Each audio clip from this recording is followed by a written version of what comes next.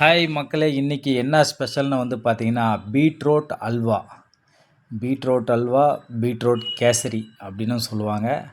வாங்க பீட்ரூட் அல்வா எப்படி செய்யலான்னு பார்க்கலாம். நம்ம பார்த்திங்கன்னா பீட்ரூட் ஃபஸ்ட்டு தோல் சீவி மிக்ஸி ஜாருக்கு மாற்றி பார்த்திங்கன்னா நல்லா அரைச்சி அதில் இருக்கிற ஜூஸ் மட்டும் பார்த்திங்கன்னா நம்ம நல்லா ஃபில்ட்ரு பண்ணி எடுத்துக்க போகிறோம். நீங்கள் ஒரு 2 டைம்ஸ் கூட நல்லா அரைச்சி தண்ணி கொஞ்சம் கம்மியாக ஊற்றி அரைச்சி நீங்கள் ஃபில்ட்ரு பண்ணி எடுத்துங்க. ஏன்னா உங்களுக்கு அந்த ஜூஸ் எவ்வளோ தேவையோ அந்த அளவு நீங்கள் எடுத்துக்கினா போதும். ஓகேங்களா? இந்த மாதிரி ஃபில்ட்ரு பண்ணி எடுத்துங்க. எதுக்காக பார்த்திங்கன்னா இதில் பார்த்திங்கன்னா நம்ம எந்த வித கலரோ மற்ற விஷயங்களோ எதுவுமே நம்ம ஆட் பண்ண மாட்டோம். மோஸ்ட்லி நம்மளுடைய சமையலில் பார்த்திங்கன்னா இந்த கலரு, ரெட் கலரு, இந்த எல்லோ கலரு, இந்த மாதிரி கலரான ஐட்டமோ வேறு எந்த எசன்ஸும் நம்ம ஆட் பண்ண மாட்டோம். நெக்ஸ்ட்டு பார்த்திங்கன்னா கடாய் காஞ்ச உடனே நம்ம பட்டர் 2 பீஸ் ஆட் பண்ணிக்கிறோம். பட்டர் ஆட் பண்ணிவிட்டு நம்ம பார்த்திங்கன்னா ஒரு 2 கப்பு ரவையை பார்த்திங்கன்னா மீடியம் ஃப்ளேமில் வச்சு நம்ம வறுத்து எடுத்துக்க போகிறோம். எதுக்காக நம்ம பட்டர் ஆட் பண்ணி நம்ம ரவையை வறுக்கிறோம் அப்படின்னு பார்த்திங்கன்னா, இந்த மாதிரி நீங்கள் ரவை வறுத்து எடுக்கும்போது ரவை பார்த்திங்கன்னா ரொம்ப சாஃப்டாக வரும் உங்களுக்கு. அதனால் பார்த்திங்கன்னா ரவையை நீங்கள் பட்டரு இல்லைன்னா நெய் இருக்கிறவங்க நெய் போட்டுக்கலாம், பட்டர் இருக்கிறவங்க பட்டர் போட்டுக்கலாம். ஓகேங்களா? போட்டு நீங்கள் ஒரு மீடியம் ஃப்ளேமில் வச்சு ரவையை நல்லா வறுத்து எடுத்துங்க. ஏன்னா இந்த அல்வா பார்த்திங்கன்னா நீங்கள் அந்த ரவை வதக்கி எடுக்கிறீங்க தெரியுமா, அந்த பதம் தான். அது கொஞ்சம் தீஞ்சிச்சு அப்படின்னா கருகி போச்சுன்னா ஸ்மெல்லு டேஸ்ட்டு மாறிடும். ஓகேங்களா? இப்போ நம்ம ரவையை வறுத்து எடுத்துட்டோம். ரவை நம்ம இப்போ ஆற வச்சுருக்கோம் ஒரு பிளேட்டுக்கு மாற்றி. நெக்ஸ்ட்டு பார்த்திங்கன்னா நம்ம அந்த அல்வாவுக்கு தேவையான முந்திரி, ட்ரை கிரேப்ஸு, அதாவது காஞ்ச திராட்சை, நெக்ஸ்ட்டு பார்த்திங்கன்னா நம்ம பிஸ்தா கொஞ்சம் இருந்தது நம்ம வீட்டில், அதெல்லாம் எடுத்து வச்சுருக்கோம். இப்போ அதெல்லாம் நம்ம இந்த ரவை ஆறி ரெடி ஆகிறதுக்குள்ளே நம்ம அதெல்லாம் வறுத்து எடுத்துக்க போகிறோம் நெய்யில். இதுவும் பார்த்திங்கன்னா நெய்யில் நீங்கள் மீடியம் ஃப்ளேமில் தான் வறுத்து எடுக்கணும். கொஞ்சம் ஹீட் அதிகமாகிடுச்சு அப்படின்னா நெய்யுடைய அந்த ஃப்ளேவர் மாறிடும், கருகுன ஸ்மெல்லு வந்துடும். அதனால் உங்களால் எதையுமே சாப்பிட முடியாது. அதுக்கப்புறம் எல்லாமே மோஸ்ட்லி மீடியம் ஃப்ளேம்லேயே செய்யுங்க. ஓகேங்களா? இங்கே பாருங்கள், ஃபஸ்ட்டு நம்ம முந்திரியை வறுத்து எடுத்துட்டோம். நெக்ஸ்ட்டு பார்த்திங்கன்னா காஞ்ச திராட்சை. ஓகேங்களா? அதையும் நம்ம வறுத்து ரெடி பண்ணிக்கிறோம். கூட பார்த்திங்கன்னா நம்ம கொஞ்சம் பிஸ்தா கொஞ்சம் எடுத்து வச்சுருக்கோம். இப்போ அதை பார்த்திங்கன்னா அடுப்பை ஆஃப் பண்ணும்போது நீங்கள் போட்டு இறக்குனா போதும். ஏன்னா ஆல்ரெடி அது ரோஸ்ட்டு பண்ணது தான். நம்ம வீட்டில் இருக்கிறது பார்த்திங்கன்னா அந்த சால்ட்டு டேஸ்ட்டோடு இருக்கும், அது ரோஸ்ட்டு பண்ணது. சும்மா நீங்கள் நெய்யில் போட்டு அப்படியே எடுத்து வச்சுக்கலாம். ஓகே, அவ்வளோதாங்க, ரெடி. இப்போ நெக்ஸ்ட்டு பார்த்திங்கன்னா நம்ம மறுபடியும் கடாய் வைக்க போகிறோம். கடாயில் பார்த்திங்கன்னா கொஞ்சமாக நெய். நம்ம ஏற்கனவே நம்ம ஜூஸ் எடுத்து வச்சுருக்கோம் இல்லைங்களா, அந்த ஜூஸ் ஆட் பண்ண போகிறோம். இதில் பார்த்திங்கன்னா நம்ம தண்ணி பார்த்திங்கன்னா அந்த ஜூஸில் ஆட் பண்ணோம் பார்த்திங்களா, அந்த தண்ணி மட்டும்தான். இது இல்லாமல் நம்ம 2 கிளாஸ் பால் ஆட் பண்ணியிருக்கோம். இந்த வீடியோ ரொம்ப லென்த்தாக இருக்குதுன்னு நினைக்காதீங்க. நம்ம அந்த வீடியோவை ஃபுல்லாகவே அப்படியே போட்டிருக்கோம். ஓகேங்களா? இப்போ பாருங்கள், அந்த ஜூஸ் கொதித்து வரணும். அந்த ஜூஸ் கொதித்து வந்தால் தான் உங்களுக்கு அதில் இருக்கிற அந்த பச்சை வாசனைலாம் போகும். ஏன்னா பீட்ரூட்டில் ஆல்ரெடி பார்த்திங்கன்னா அந்த பச்சை ஸ்மெல்லு ஒரு மாதிரி இருக்கும் உங்களுக்கு. ஓகேங்களா? அது எல்லாருக்குமே பிடிக்காது. கேரட்டு கூட நிறைய பேர் பச்சையாக சாப்பிட்ருவாங்க. பீட்ரூட்டும் மோஸ்ட்லி நிறைய பேர் சாப்பிட மாட்டாங்க, அந்த ஸ்மெல்லு தான். அதனால் அது கொஞ்சம் கொதித்து வரணும். இப்போ நம்ம பார்த்திங்கன்னா 2 கிளாஸ் பால் ஆட் பண்ணிக்கிறோம். நீங்கள் பால் ஆட் பண்ணிங்கன்னா இன்னும் நல்லா டேஸ்ட் இருக்கும்.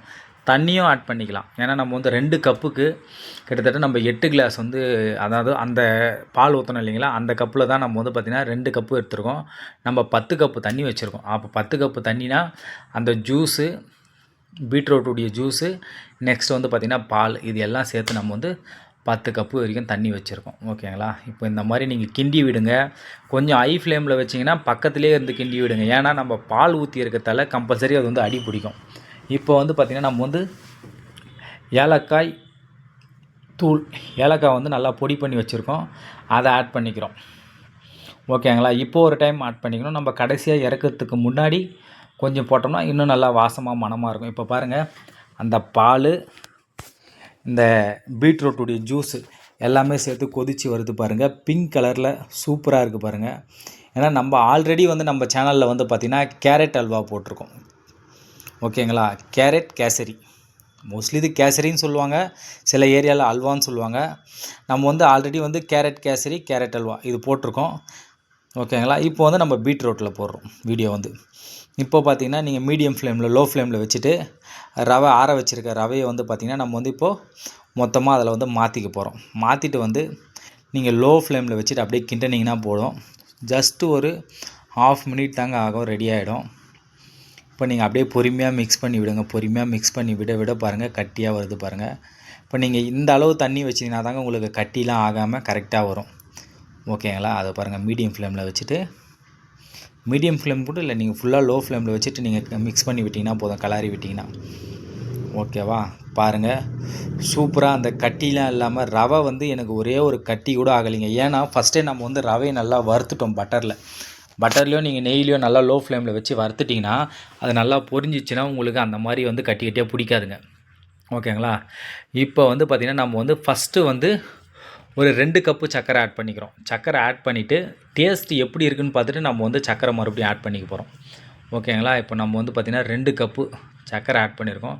நீங்கள் சர்க்கரை ஆட் பண்ணி மிக்ஸ் பண்ண உடனே பார்த்திங்கன்னா மறுபடியும் வந்து அது கொஞ்சம் வந்து இலகுனா கொலன்னு மெல்ட் ஆகும். உங்களுக்கு வந்து பார்த்திங்கன்னா இதை பாருங்கள் மெல்ட் ஆகுதுங்களா, இந்த மாதிரி மெல்ட் ஆகும். அதனால் நீங்கள் அப்படியே ஃபுல்லாக லோ ஃப்ளேமில் வச்சுட்டு நீங்கள் மிக்ஸ் பண்ணிகிட்டே இருந்தீங்கன்னா அந்த ஹீட்டுக்கு வந்து பார்த்திங்கன்னா மெல்ட் ஆகிட்டு வரும். ஓகேங்களா. இப்போ நல்லா மெல்ட் ஆகுது பாருங்கள். நம்ம மறுபடியும் சர்க்கரை வந்து டேஸ்ட்டு பார்த்துட்டு மறுபடியும் வேணும்னா ஆட் பண்ணிக்கலாம். ஏன்னா எங்களுக்கு வந்து சர்க்கரை வந்து டேஸ்ட்டு பத்தலை, கொஞ்சம் கம்மியாக இருந்ததுங்க. அதனால் வந்து பார்த்திங்கன்னா நம்ம வந்து மறுபடியும் ஒரு கப்பு லாஸ்ட்டாக ஆட் பண்ணியிருப்போம். ஓகேங்களா. இந்த மாதிரி நீங்கள் மிக்ஸ் பண்ணி விட்டிங்கன்னா சர்க்கரை வந்து எல்லா பக்கமும் நல்லா மிக்ஸ் ஆகி வரும். ஓகேங்களா.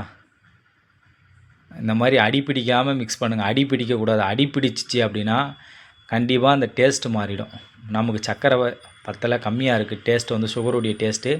அதனால் மறுபடியும் ஒரு கப்பு சர்க்கரையை ஆட் பண்ணி நம்ம மிக்ஸ் பண்ணுறோம்.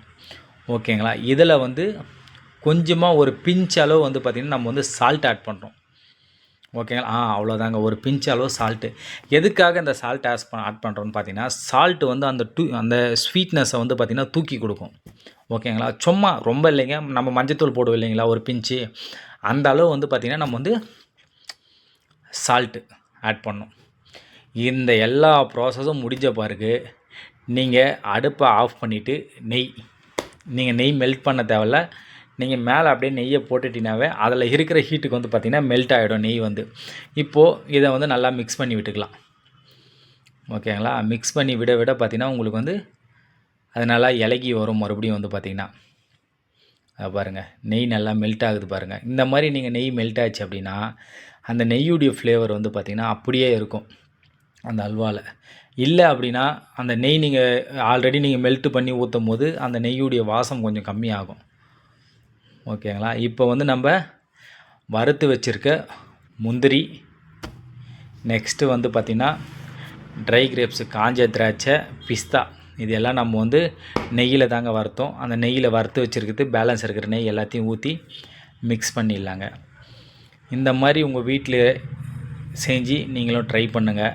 ட்ரை பண்ணி பாருங்கள். ட்ரை பண்ணி பார்த்துட்டு எப்படி இருக்குன்னு சொல்லிட்டு கமெண்ட் பண்ணுங்கள். ஏன்னா நம்ம சேனலில் வந்து எல்லா வீடியோவுமே வந்து பார்த்திங்கன்னா ரொம்ப சிம்பிளாகவும் இருக்கும், வந்து பார்த்திங்கன்னா ஹெல்த்தியாகவும் இருக்கும். ஓகேங்களா. ஒரே ஒரு விஷயம் தாங்க, உணவே மருந்து. ஓகேங்களா. அதை வந்து நம்ம எப்படி சாப்பிட்ணுமோ அப்படி சாப்பிட்லாம். ஓகேவா. சாப்பாட்டை வந்து நீங்கள் மருந்தாக தான் சாப்பிட்ணுமே தவிர அதை வந்து எப்படி சொல்லுவாங்க அந்த மாதிரி சாப்பிடக்கூடாது. அதனால் உணவே மருந்துன்றதால நம்ம வந்து இதுக்காக வந்து நீங்கள் போய்ட்டு கலர் பவுட்ரு வாங்கி அந்த எசன்ஸ் வாங்கி ஊற்றி இதெல்லாம் செய்ய தேவையில்லைங்க. நீங்கள் அந்த ஃப்ளேவர் உங்களுக்கு வந்து அந்த பீட்ரூட் வாசமும் இருக்கும், அந்த டேஸ்ட்டும் இருக்கும், உங்களுக்கு வந்து கலர்ஃபுல்லாகவும் இருக்கும் வந்து பார்த்திங்கன்னா. ஓகேங்களா. நீங்களும் உங்கள் வீட்டில் வந்து ட்ரை பண்ணி பாருங்கள். நம்ம இப்போ கடைசியாக வந்து மறுபடியும் கொஞ்சமாக ஏலக்காய் பொடி ஆட் பண்ணி மிக்ஸ் பண்ணி விட்டுக்கிறோம். நமக்கு வந்து பார்த்திங்கன்னா பீட்ரூட் அல்வா, பீட்ரூட் கேசரின்னு சொல்லுவாங்க, சூப்பராக வந்திருந்ததுங்க. பாருங்கள், நீங்களும் உங்கள் வீட்டில் ட்ரை பண்ணி பாருங்கள். ட்ரை பண்ணி பார்த்துட்டு எப்படி இருக்குன்னு சொல்லிட்டு கமெண்ட் பண்ணுங்கள். சேனலை சப்ஸ்கிரைப் பண்ணுங்கள், லைக் பண்ணுங்கள், வீடியோவை வந்து ஷேர் பண்ணுங்கள். வேறு எதனா வீடியோ வேணும்னாலும் கமெண்டில் சொல்லுங்கள். கண்டிப்பாக அந்த வீடியோவை நம்ம வந்து போடுறோம் நம்ம சேனலில். தேங்க்யூ.